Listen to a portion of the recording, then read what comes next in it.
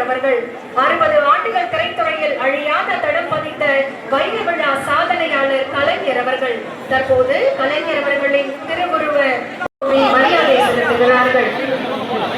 75 ஆண்டு காலம் சட்டமன்றத்தில் அங்கம் வகித்த பவள விழா பண்பாளர் முத்தமிழ் அறிஞர் கலைஞர் அவர்கள் 80 ஆண்டுகள் பத்திரிகை துறையில் பயணித்த அமுத விழா பத்திரிகையாளர் முத்தமிழ் அறிஞர் கலைஞர் அவர்கள் தமிழ்நாட்டின் நூற்றாண்டு நாயகராய் நம் மனங்களில் இன்று அலை அடிப்பவரும் முத்தமிழ் அறிஞர் கலைஞர் அவர்கள். முத்தமிழ் அறிஞர் கலைஞர் அவர்களின் திருவுருவ சிலை அருகே மாண்புமிகு தமிழ்நாடு முதலமைச்சர் அவர்களும் மாண்புமிகு அமைச்சர் பெருமக்களும் தற்போது குழு புகைப்படம் எடுத்துக் கொள்கிறார்கள்.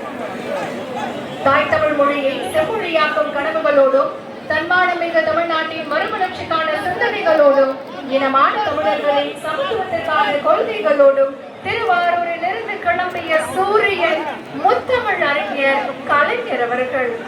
சுயமரியாதை கொள்கைகளை சுடரொளியாக சுடர்ந்து பகுத்தறிவு பாசறையின் பட்டொளியாக வீசி திராவிட கருத்துக்களின் முரசொலியாக ஒழித்த